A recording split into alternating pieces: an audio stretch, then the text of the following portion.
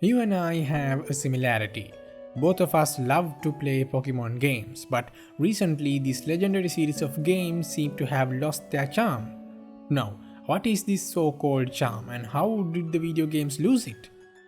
Let me tell you the story of Pokemon games.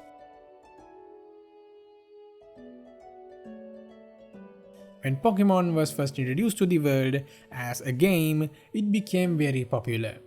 Guess what? It was actually good. They shortly released a special edition of these games because what else would a company do when the game that they didn't care about gets so popular? And a little while later, they released remakes of them. Because why not? This is where I join in. My first Pokemon game was Pokemon Fire Red. I chose it because I was sane enough to know that a dragon is better than a turtle with a cabbage on it. Turns out it wasn't even a dragon, it was just a lizard with wings. I wasn't introduced to Pokemon with video games. I first saw the anime when I was a kid and thought it was awesome. Hey, they got a funny rat.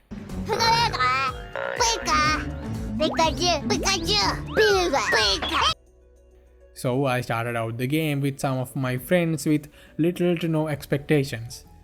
It was one of the best experiences I had, partly because it was played with my friends and partly because the game was actually good. It was intriguing, to say the least. I tried so hard to find what the actual good part of the game is, but I couldn't. This is one of the rare games that can be put into a certain category. The whole game is the masterpiece, but if we take a part of it, it isn't anything special. The game slowly builds up to be this massive adventure, and that's honestly the reason why these games get so popular. It's all about the adventure. It's about planting berries, it's about collecting Pokemon, it's about solving puzzles, it's about exploring faraway islands, and that core gameplay is the real appeal of the series. Now, Game Freak is the creator of Pokemon games, and after a certain period of time, this company fell off the track. Let me elaborate. When it comes to Pokemon games, Gen 4 and Gen 5 seem to be the peak popularity in the games. They went uphill until that because there was a lot of improvement in those games. Soon after began the downhill ride of Pokemon games, which they deserved. There were fewer features included in those recent games and there weren't significant improvements. In Pokemon Sword and Shield, they have even removed the national dex. That means they have added only selected Pokemon into the game. Apparently they did that because they wanted more time and resources for animations and graphics. The animations and graphics seem to speak for themselves, don't they?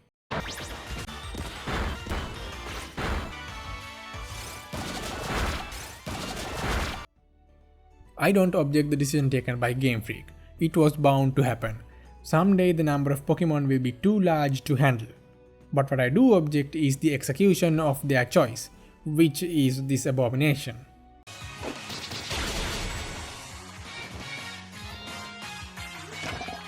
Very cool excuse though. Regardless of the failure that is Pokemon Sword and Shield, it did sell a lot. Maybe because of the hype. It's not a maybe, it is because of the hype. It was just the same game that Pokemon released, but somehow even worse. Numbers might be high for this game, but in reality, it's not a popular game. Players didn't have fun while playing it and it's rarely even talked about. But hope was restored once again after the announcement of Pokemon Legends, Arceus. This reignited the spark because of many reasons. This was not just a new game, this was potentially a new series. The setting was in a region centuries ago, and they added more variations of older Pokemon, which is always welcomed. These are new features. Features like these aren't specifically talked about in the community, and it was clear that Game Freak used their brain cells for once. And when the game was released, it was a mighty fine game. It wasn't a masterpiece of a game that should be worshipped, but that foundation for a good game was there.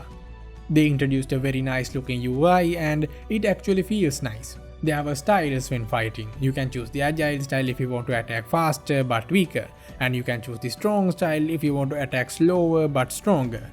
There were some great ideas in the game. It wasn't fully carved out, but we can see a bit of work here and there. There were research missions and you could ride Pokemon. See, that's actually great, right? This was a genuine glimmer of hope.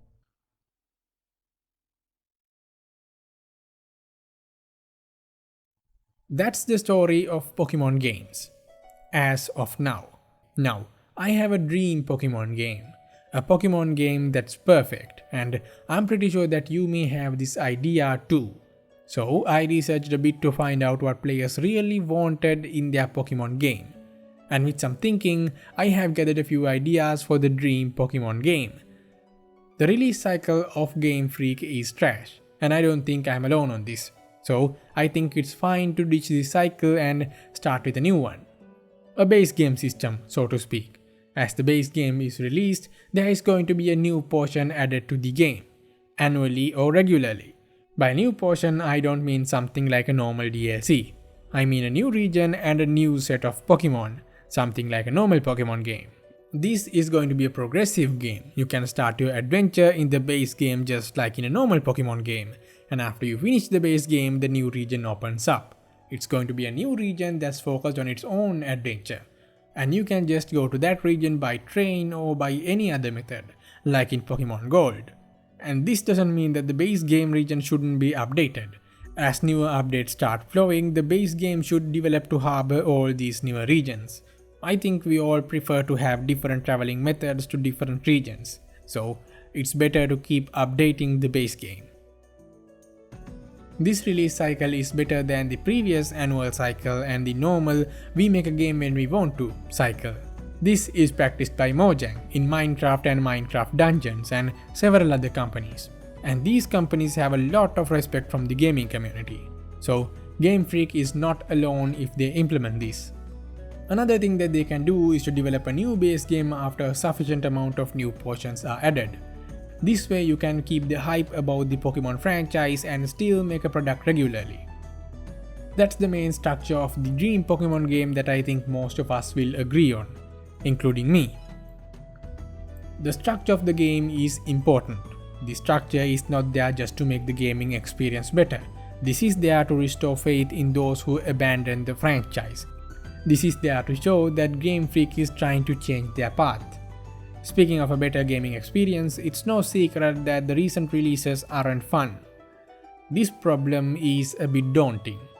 A better experience doesn't necessarily mean that there should be better aesthetics. The gaming experience is proportional to the core gameplay, not aesthetics. We can't really change that in this specific series, can we? Because as I said before, this series of Pokemon games are all about the adventure, and we can change a lot of things when it comes to these games. If we do that, we'll make somewhat of a good game, but it won't be a good Pokemon game. So the core gameplay that focuses on the adventure should be barely touched. These are what I think should be changed. Starting off by improving the exploration. We need to make the game open world. We need to give that freedom to players.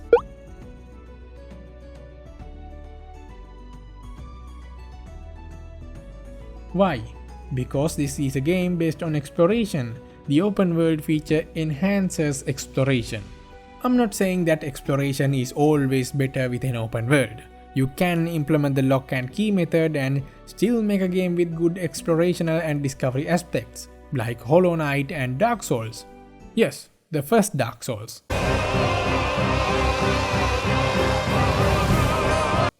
Not to throw any shade, but I don't think Game Freak has that much passion. You need to have a lot of passion for that. I'm talking about programmers willingly not taking lunch breaks kind of passion. Even if it seems like the lock and key method is the best option, it isn't. If built poorly, the linear nature of the games will increase significantly, losing the explorative and adventurous core. If the open world feature is built bad, worst case scenario, the game will be empty. Still, the core wouldn't be hurt. This was observed in Halo Infinite. Just like the promotional art, there was nothing to do in that game. Plus, choosing the open world comes with a lot of benefits.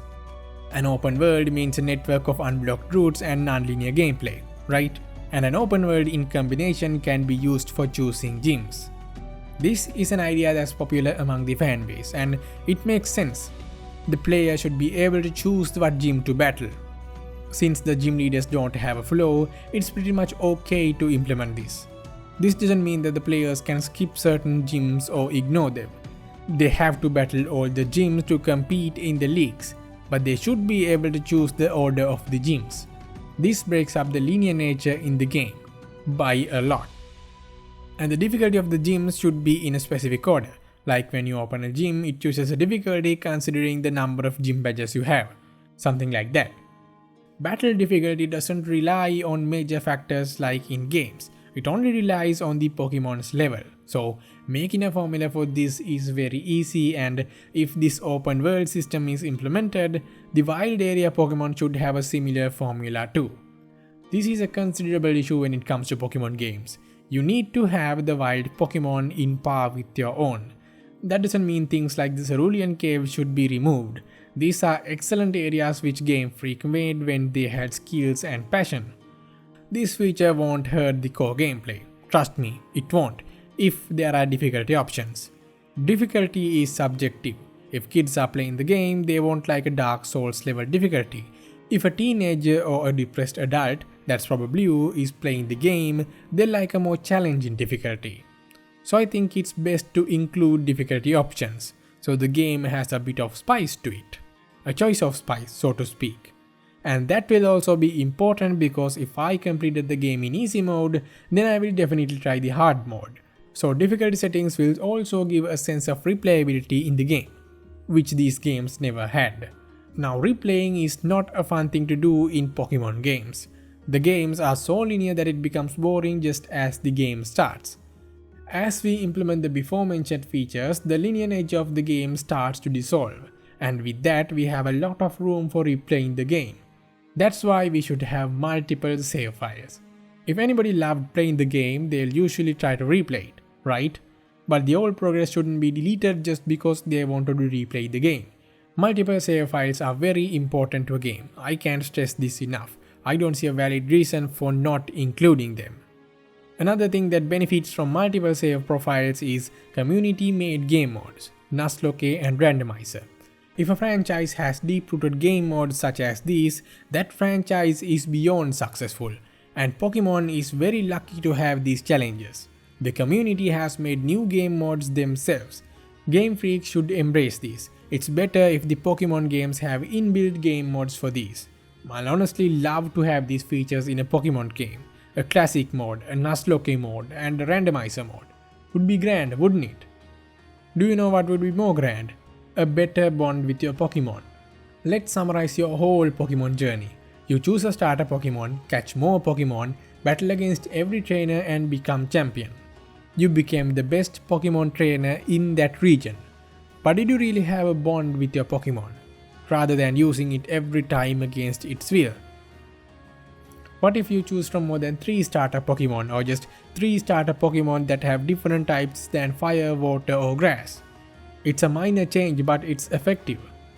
I have seen some game developers, especially Japanese game developers, have this thing for tradition.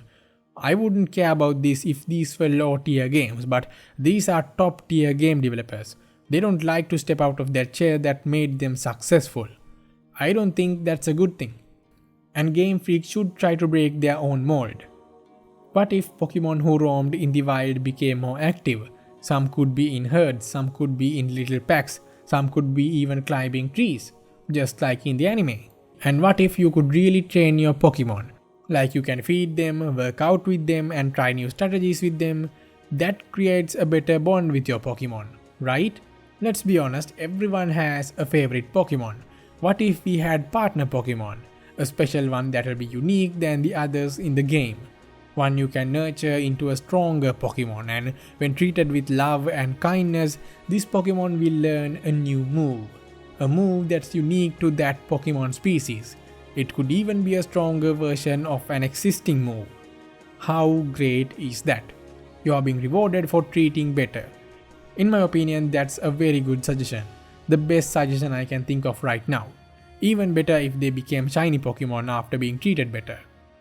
These are things that should be in a Pokemon game.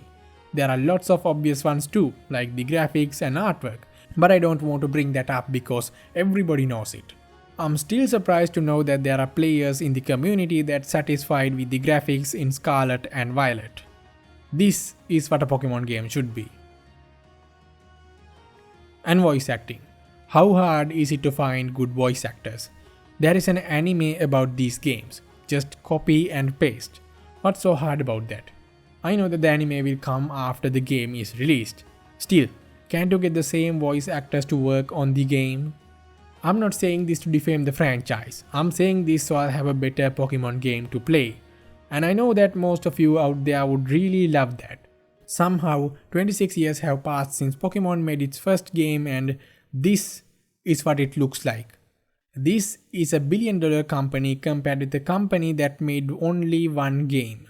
If compared to modern giants, your game doesn't stand a chance against any of them. Game Freak should realize their mistakes, hopefully, and make actually good games.